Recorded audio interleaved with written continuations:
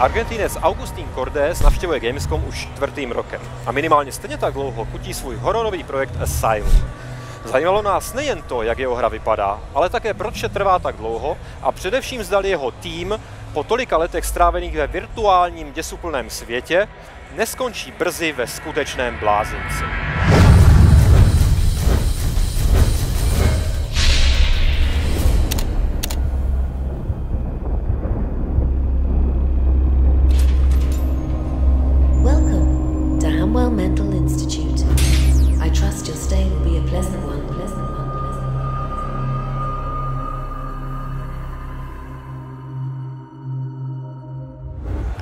Agustín, Asylum is haunting your team for over 5 years, right? Yes, or 5 years. It is.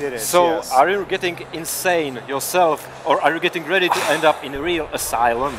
We're getting close. I think we are going to manage. And I always say this, that I'm very fortunate to be working with people that is very dedicated, very talented, of course, because by now we should have lost our minds. You know, it's very stressful to be working on the same depressing and haunting environments every single day of your life, you know.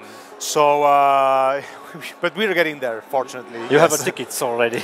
we have the tickets. Let's hope we don't have to use them, right? Yes, exactly. Yeah. Oh, the development takes a really long time. Yes. Where exactly is the problem? The problem in our case, it's twofold.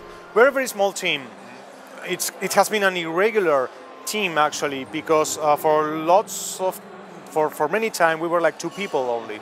Right now, thanks to the successful Kickstarter, we are 5 people working on the game, which ensures a better flow, you know. And of course, money has been another problem. Asylum was self-funded for many time, for much time as well. Yeah. Only thanks to Kickstarter we were able to have a more regular income of money, but still, it's not a huge budget.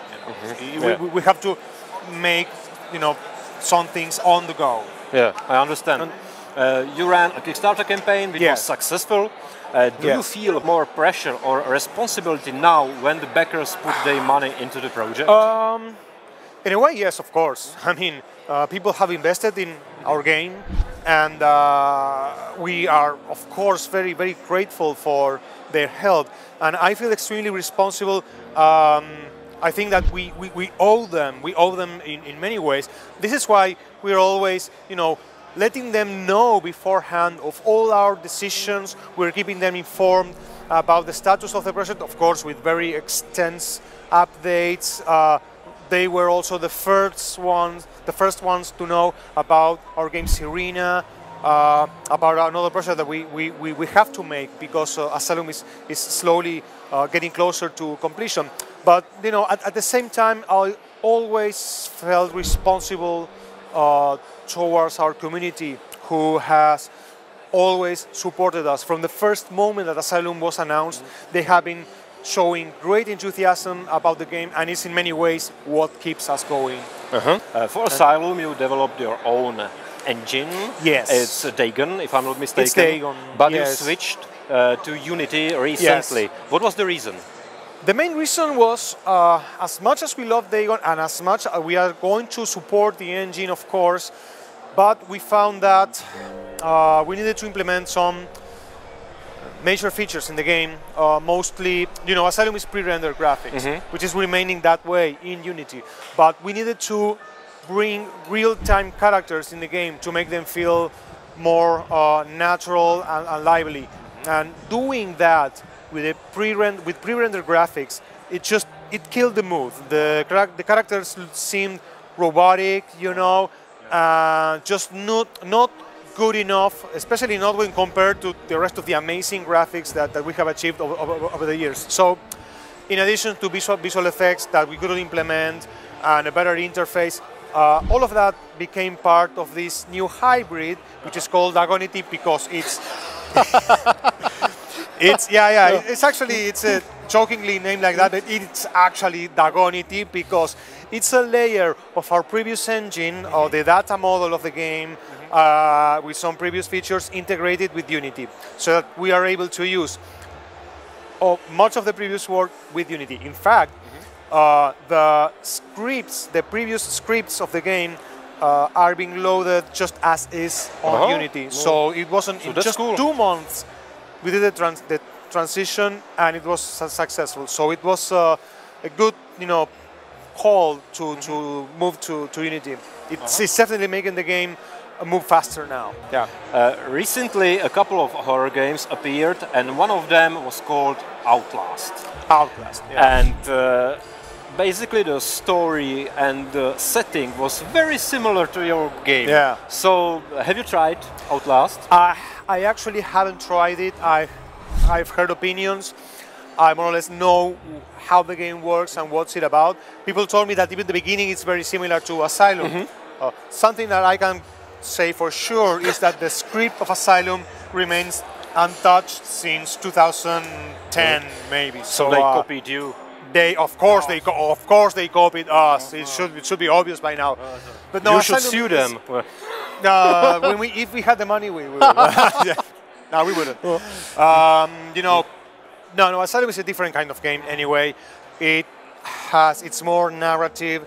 You actually talk to characters. It has a different pacing and game mechanics. So no, it's definitely not like Outlast. I mean, comparisons are rather obvious now at this point, but I'm sure that when people begin playing Asylum, it's all going to end there because they are totally not unlike each other right now. Last time we talked about Asylum, and last time you showed me some gameplay was in 2012 here at Gamescom. Yes. What changed since then? Are there any major improvements in gameplay, interface? Many. I mean, lots. So let's try to describe them. First, we always wanted to bring this Asylum to life, and Asylum is a game that has been inspired by scratches. I mean, it has always been a natural progression from scratches, and the biggest criticism in scratches was that it was too static, which in a way it's to be expected. I mean, it's an abandoned house, and not much things happen in an abandoned house. But in the case of Asylum, we had some solutions for that. We always wanted to bring animated skies, fog, rain, just a transition of weather and just moody visual effects, and we are able to do them now. The interface has always been a worry, a concern for us, because I always feel that adventures are just too old-fashioned when it comes to presenting the game to players. Either they have clunky interfaces, or to use an item you have to open an inventory, make too much choices just to use an item, and that, especially in a horror game, that breaks the immersion. So it was always a conscious decision to make the interface in Asylum as simple as possible. That doesn't mean the game is easy, but the interface is as simple as possible. Right now, we made a huge progress in that regard, because the interface is what it's called diegetic, which means that all the interface elements are part of the game world. You have a notepad that you open, and that's all the information that you need to know about the game is contained in that notepad that you carry around. Using items is also just like that. You select an item, the protagonist shows the item in the game world itself, and then you just look at holding in the hand. Holding in the hand. We are going even further now, because we want to get rid of the mouse cursor. We have an interface in mind that is not going to be point and click, but rather look and click. I know this is rather controversial for fans of adventures, so we're going to keep the point and click interface for the more purists among them. But I think the default interface is going to win many adepts, because it's basically just you and the game. The way you interact with the game world is going to be very, very novel, and we believe that this interface is going to unify all platforms. I mean, desktop, consoles, and tablets. Because Asylum is running on tablets already too. I've seen. So it's very ambitious in that regard. Now only PlayStation 4 remains. Yes, we are actually considering PlayStation 4. Yes. Really? Yes, we are. Oh, cool. Yes, we are. We are definitely. They are open to indie studios recently, so It makes sense. Yeah. Especially with the with the move to Unity, you know. I mean, it's the port. It's not going to be painless, but we are going to do it. The focus remains desktop. I mean, we want to get the game as soon as possible to our backers, but we are not ruling out any possibility after that point. I mean, we want to get into consoles, into iPad, and make the most out of this game that we have been working on for 5 years, you know. So we better make the most out of it. Yeah. You recently started a new game, development of a new game. Doesn't it affect the development of Asylum? I mean, the release date?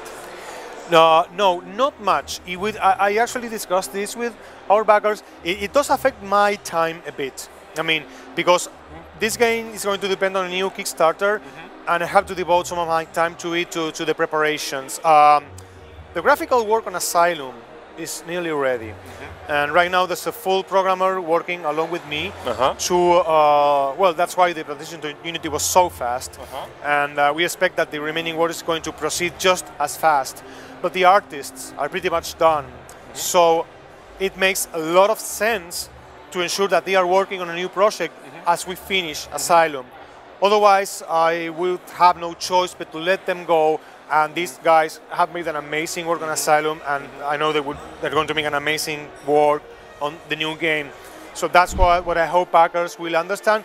Mostly, definitely. Our backers, I mean, we have a wonderful relationship with our backers, and we're convinced that they are going to be thrilled when they hear about the new game, because it's it's going to be big news. Okay, they're going to be just as excited. Oh, so can you introduce the new game to us already?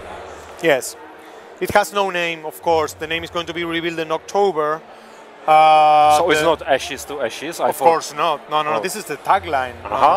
No. Oh. It's the revelation of this game is going to be huge news for fans of horror and the adventure genre in general. And I mean, we are really confident that it's going to be the biggest news for horror games this year. It's big words. Yes, those are. I know these big words. We are not going to eat those words, because you will see when the game is revealed what's it all about. I can tell you that it's a third-person adventure game, so it's quite a shift of focus for us.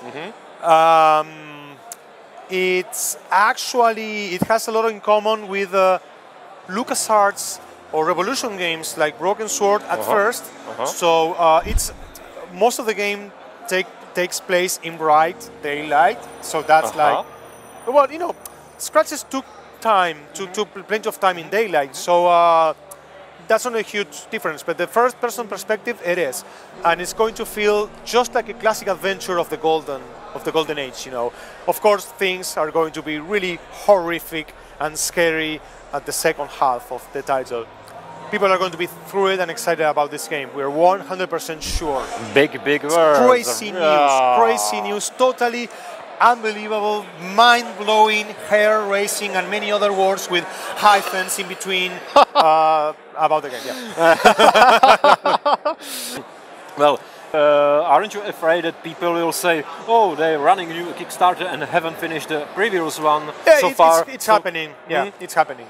I understand their point of view. I'm hoping they understand ours. I mean, it's very common for a game company to begin work on 2 games. It's not just me. It's actually 5 people with me, no? And 2 of them are just pure artists. So it makes sense to, since the graphical artwork on Asylum is pretty much done, it makes sense for them to move on, yes. So, and again, you're going to love the nature of the game also. It's going to make sense. I mean, for sure. Well, all right. For sure. Okay, now back to Asylum. Yeah. What's the current release date planned? You know, the game is pretty much in alpha now. My estimation is that we should be reaching beta in maybe 4 to 5 months from now. We're going to need 2 or 3 months or 3 extra months to beta test it, because it's a huge game. And we want to make sure it's polished as hell.